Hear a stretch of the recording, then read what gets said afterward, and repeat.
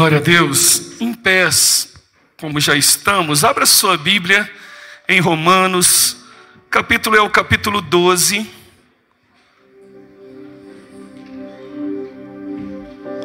Romanos, capítulo 12.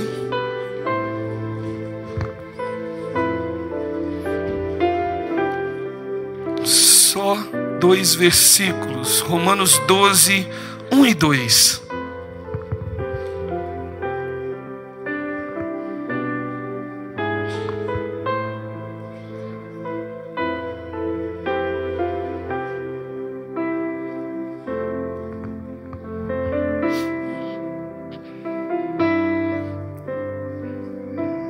Amém?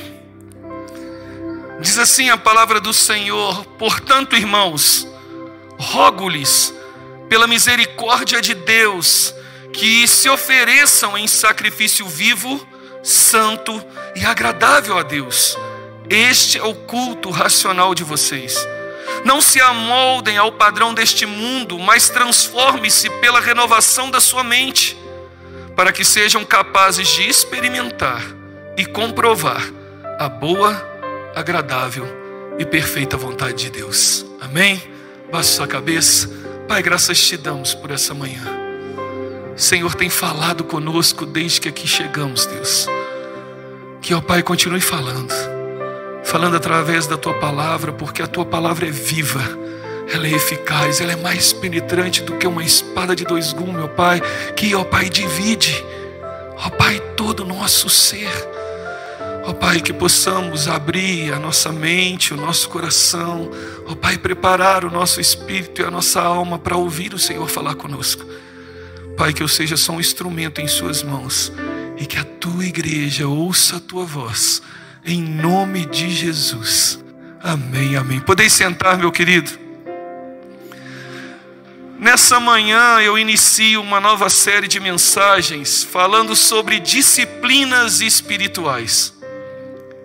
Ao longo desse tempo que eu estou aqui como pastor da igreja, alguns atendimentos no gabinete pastoral, algumas pessoas se aproximam de mim, perguntam: pastor, como que eu posso manter constância? Pastor, como que eu posso sair um pouco dessa frieza espiritual? Alguns até duvidam que são salvos porque oscilam em oração, oscilam em leitura da palavra, oscilam em várias questões. E eu falo com eles: meu querido, é simples, disciplina. Só que a gente não é acostumado com disciplina, principalmente nesse tempo. Lembro que eu estava conversando com as pessoas que estavam se preparando para batizar, e a última lição falava sobre disciplina eclesiástica. E eu falei: nós já aprendemos sobre disciplina desde pequeno. Quando o papai e a mamãe falavam: não pode, não, isso não pode, ali já tinha limites, ali já tinha disciplina. Você é disciplinado em várias questões, na escola, em várias situações que você vivencia, exige de você uma disciplina.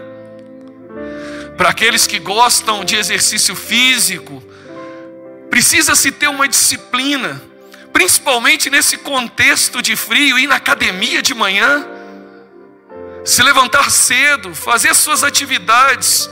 Para você não se enrolar no seu dia a dia, você precisa ter uma disciplina para que você consiga cumprir os seus afazeres, para que não chegue no final da semana e você está acumulado de coisas porque você não conseguiu. Precisa-se de uma disciplina. Meu querido, dessa maneira também a vida cristã precisa de uma disciplina espiritual. E disciplina não é fácil. Disciplina não é fácil, não é do nosso costume viver em disciplina. Principalmente porque a nossa natureza pecaminosa nos leva a viver ou tentar viver uma vida de independência e de indisciplina. Nós não gostamos de regra.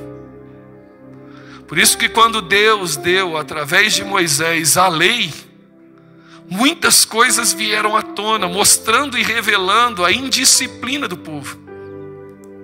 Da mesma maneira, quando nós olhamos para a palavra de Deus e nós vemos alguns critérios e alguns princípios e valores, nós entramos em contradição porque a nossa vida não condiz com aquilo que está aqui escrito. E aí então nós achamos alguns artifícios de pegar só na palavra aquilo que lhe agrada. E aquilo que vai de confronto com a minha vida eu deixo de lado. Porque eu não estou acostumado a disciplinar a minha vida segundo os princípios e valores de Deus. E aí eu quero falar um pouquinho sobre isso. Começo a lição e o estudo aqui da palavra de Deus. Diante disso, olha, disciplinas espirituais. Para a gente começar a ter uma vida de disciplina espiritual, nós precisamos fazer uma entrega. Uma entrega é necessária. E é isso que Paulo fala nesse capítulo 12. Se você acompanhar o texto, aí você vai ver que de 1 a 11 em Romanos, Paulo está trazendo uma teologia apurada. Paulo está trazendo o contexto de falar sobre essa doutrina e desse evangelho que precisa nortear a nossa vida, porque de 1 ao 3 ele fala a nossa condição. Ele fala que nós estamos perdidos. De 3 a 5 ele fala do que Deus fez. Deus nos justificou e nós então estamos justificados. Não há condenação para aqueles que estão em Cristo Jesus. Mas depois ele fala que nós não podemos só ficar nessa justificação, porque de 6 a 8 ele vai falar da santificação, a qual é um processo que acontece depois de sermos salvos. E depois então de 9 a 11 ele vai falar da nossa inserção no Israel celestial de Deus. Agora você faz parte de um povo de Deus. Toda essa teologia apurada fica só no conceito intelectual. Aí Paulo no capítulo 12, ele faz como a gente chama a descida do Everest. Ele foi te elevando o conceito teológico até lá em cima, depois precisa fazer o quê? Descer. E aí Paulo começa já dizendo assim: portanto, irmãos, portanto, do 1 ao 11, toda a teologia eu te dei, portanto, agora você precisa fazer algo. Você precisa, pelas misericórdias de Deus, porque não é por mim mesmo, é pela ação de Deus na minha vida, você precisa se oferecer a Deus como um sacrifício santo, vivo e agradável. Por quê? Porque esse é seu culto racional. Porque você está aqui para cultuar um Deus santo. E você está aqui não só para adorá-lo pelo que ele fez, mas pelo que ele faz e ainda há de fazer. Porque um dia todos nós estaremos com ele na eternidade. É isso que Paulo está trazendo aqui. E esse contexto então me faz dizer que nós precisamos criar novos hábitos. Se nós somos uma nova pessoa, se nós fomos resgatados diante de uma salvação pela graça e um processo de santificação, nossos hábitos precisam mudar. Nossa maneira de viver precisa ser diferente.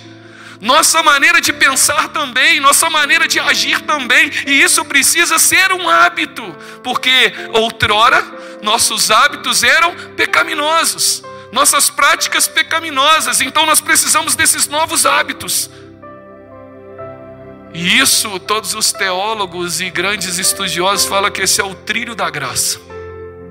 A graça de Deus sendo derramada diariamente na nossa vida, para a gente continuar servindo ao Senhor. Gosto muito do que Augusto Nicodemos diz. Ele diz que nunca somos tão santos como poderíamos ser. Porque a maturidade cristã e a formação de caráter, a perseverança é um desenvolver ao longo da nossa vida e de relacionamento com Deus. Muitas das vezes o tempo será de abundância. E é nesse tempo que nós precisamos vigiar, porque nós podemos cair numa êxtase, numa mansidão ou numa tranquilidade de que depois, no tempo da tribulação, será preciso nos reavivar na presença de Deus. Porque, meu querido, na caminhada cristã não há substitutos. Nós precisamos disciplinar diariamente. Por isso que Paulo exorta Timóteo dizendo: Timóteo, 1 Timóteo 4, de 7, da parte B até o 10, ele diz: exercita-te pessoalmente na piedade. Pois o exercício físico para pouco é proveitoso, mas a piedade para tudo é proveitosa. Porque tem a promessa da vida que agora é e da que há de ser. Fiel é esta palavra e é digna e inteira de aceitação. Ora, para esse fim que nós labutamos e nos esforçamos sobremodo, porque quando temos posto nossa esperança no Deus vivo, Salvador de todos os homens, especialmente dos fiéis. O que Paulo está dizendo a Timóteo, que a qualidade de relacionamento seu com Deus vai definir a qualidade da sua maturidade e da sua disciplina. Meu querido, o que Paulo está querendo trazer para nós é que essa entrega é necessária porque, em primeiro lugar, é uma entrega de corpo. Diz o texto: apresenteis os vossos corpos em sacrifício vivo, santo e agradável a Deus. Esse termo aqui, apresentar, é apresentar de uma vez por todas. Paulo era militar romano e quando Paulo fala esse termo de apresentar, é aquela condição de um soldado se apresentar diante do seu oficial e ele se apresenta pronto, completo, numa estirpe correta, apresentando plenamente. O que Paulo está trazendo é que nós não podemos apresentar de maneira dúbia, duvidosa ou em partes. Porque se nós não nos apresentarmos inteiramente, nós ainda estaremos sendo contaminados pela nossa natureza pecaminosa, nossa natureza carnal. E ele está falando, olha, é uma apresentação completa. Eu entrego tudo nas tuas mãos, Deus. Porque esse motivo de se apresentar traz dois aspectos. Primeiro, é saber que é Deus que faz tudo em nós. É Ele que opera, tanto querer quanto efetuar. É Ele que faz. Segundo, é porque isso é um culto racional. É eu entendendo o que eu estou fazendo. Por isso, meu querido, que quando nós pregamos o Evangelho e fazemos o apelo para que a pessoa aceite, nós ainda fazemos uma confissão de fé aqui e ainda há um estudo de preparação para isso, para que ela saiba completamente da decisão que ela está sabendo. É racional, não é emotivo. Por quê? Porque esse culto racional vai exigir uma mudança de atitude, uma prática diferente da decisão que você tomou. Por isso que Paulo, anteriormente, antes de chegar no 12, lá no capítulo 6, 12 e 13, ele diz: não reine, portanto, o pecado em vosso corpo mortal, para lhe desobedecerdes em suas concupiscências, nem tampouco apresentei os vossos membros ao pecado para o instrumento de iniquidade, mas apresentai-vos a Deus, como vivos entre mortos, e os vossos membros a Deus, como instrumento de justiça. Assim como Jesus veio em corpo para realizar a vontade de Deus na terra, também devemos entregar o nosso corpo a Cristo para continuar a obra de Deus através de nós. Por isso somos instrumentos de justiça. Porque nosso corpo não é destinado à impureza. Por isso a entrega é um sacrifício santo. Nosso corpo é para o Senhor, por isso esse sacrifício precisa ser agradável, ou seja, sem mácula alguma. O apóstolo Paulo diz que essa consagração é que constitui o nosso culto racional. E essa palavra racional aqui não é só de entendimento, não, é algo lógico, coerente e autêntico, verdadeiro. O próprio Martinho Lutero, quando escreveu sobre esse texto, ele diz: assim diz Paulo, tome o seu corpo, tome todas as suas tarefas que você faz no dia a dia, tome o seu trabalho cotidiano de ir à loja, de ir na fábrica, de oficina, de escritório, tudo isso que você faz cotidianamente, ofereça tudo isso como um ato de adoração a Deus. Porque o seu corpo é um corpo consagrado.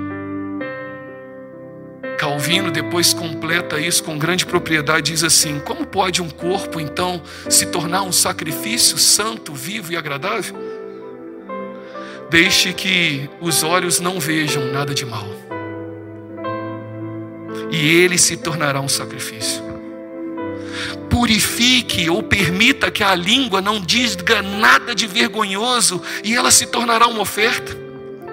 Deixe que a mão não faça nada de ilegal, e olha, ela se tornará uma oferta em holocaustos. Mas, meu querido, isso não é só suficiente, mas precisa-se mais.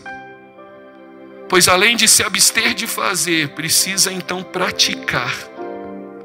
A mão precisa dar esmolas, a boca precisa abençoar, o ouvido precisa dar atenção aos ensinos de vida.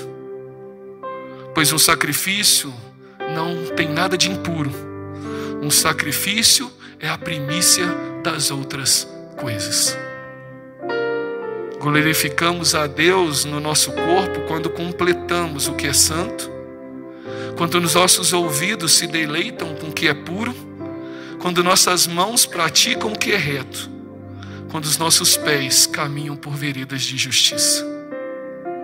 Entregar um corpo ao Senhor é uma entrega total e completa. Antes de eu disciplinar esse corpo, ele precisa ser entregue a Deus.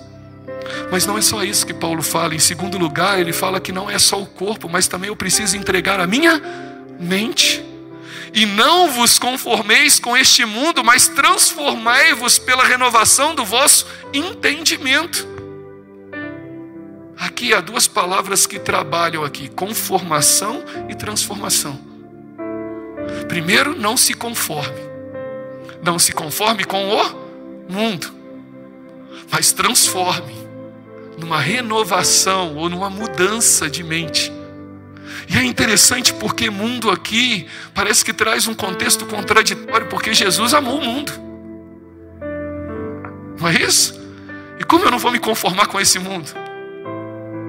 Quando você vai que Deus criou o homem à imagem e semelhança, ele está falando de humanidade, ele está falando de mundo. Todos somos criados à imagem e semelhança. Como então eu não posso me conformar com isso? Mas não é o mundo humanidade, e não é o mundo persona, pessoa, é o mundo esquema. Do contexto grego, esse mundo aqui está falando sobre aquele mundo que, olha, ele é volútil, ele muda conforme o tempo, conforme o dia. E por isso que precisa haver uma transformação, que o contexto grego é metamorfose. Nós conhecemos essa metamorfose, que é algo imutável. O esquema do mundo é exterior. A transformação que Paulo fala é interior. O cristão não deve adotar os padrões exteriores e transitórios desse mundo, mas ser transformado em sua natureza íntima. Em vez de viver nos padrões e valores desse mundo que está em desacordo com Deus, os crentes são exortados a deixar que a renovação da sua mente, pelo poder do Espírito Santo, transforme a sua vida, harmonizando com a vontade de Deus.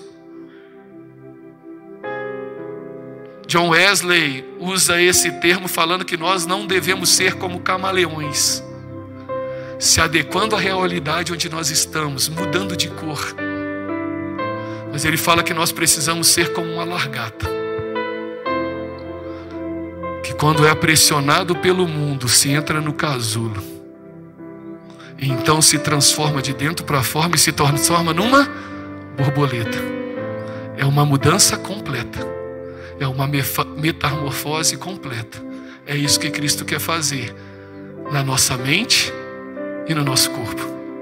Se nós entendermos isso, meu querido, nós vamos entender que o mundo tem uma forma e que ele muda conforme as suas conveniências. Aquilo que era repudiado antigamente é aplaudido hoje.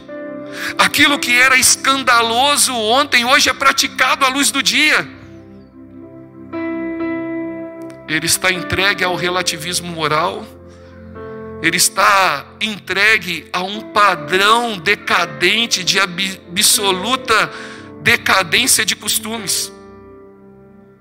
Há acordos que são escusos, pessoas têm sido exploradas, desejos da carne têm sido atingidos e não controlados.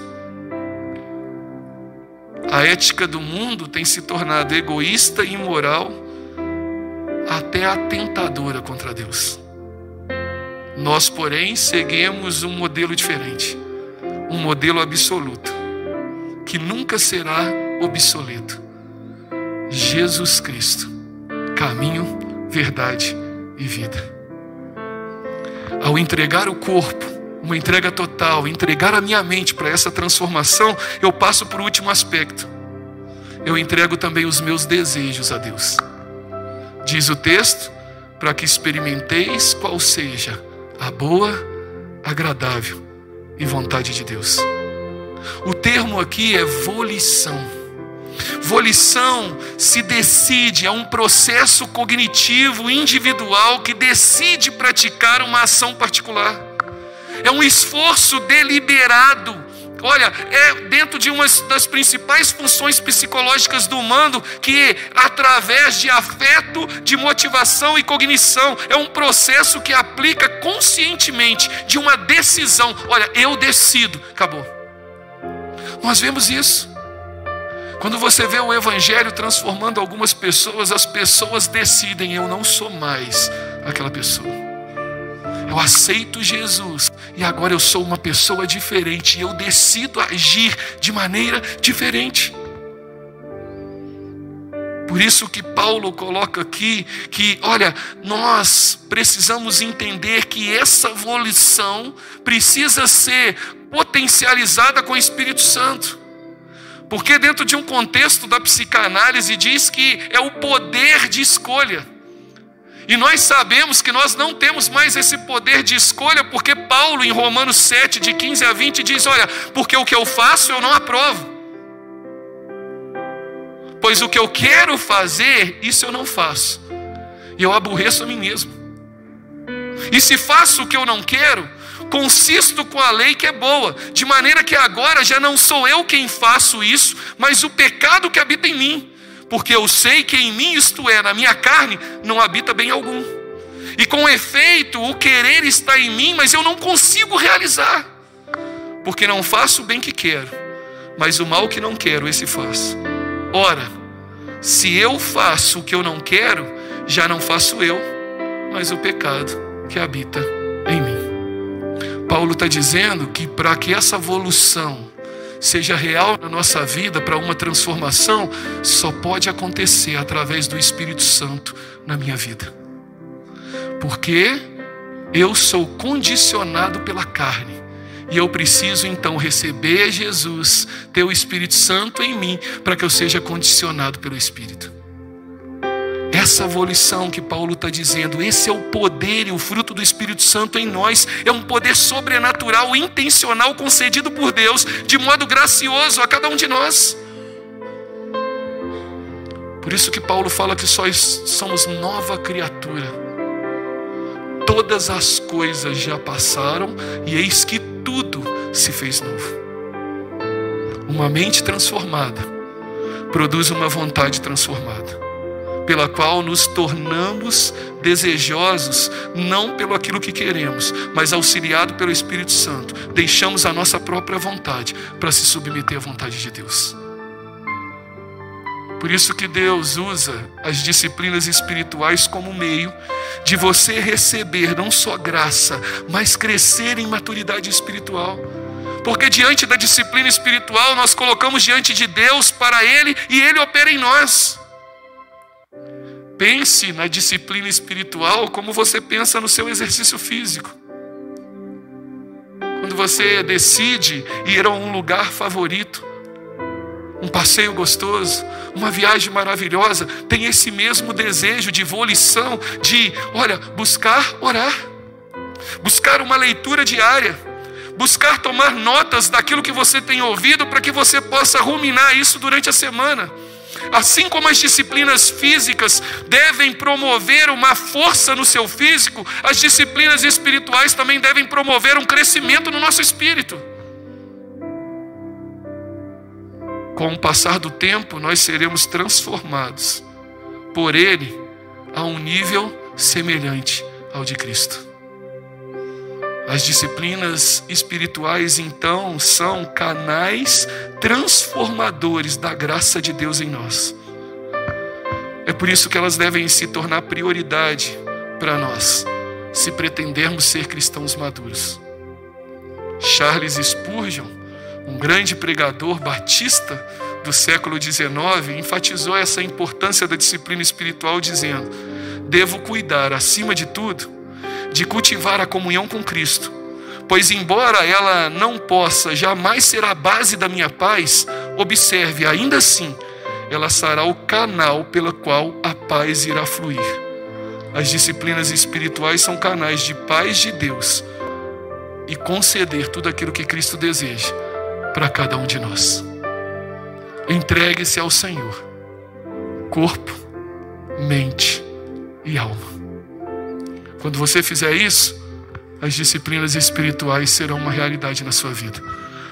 Por isso que a primeira mensagem é que você faça essa entrega, em nome de Jesus. Amém?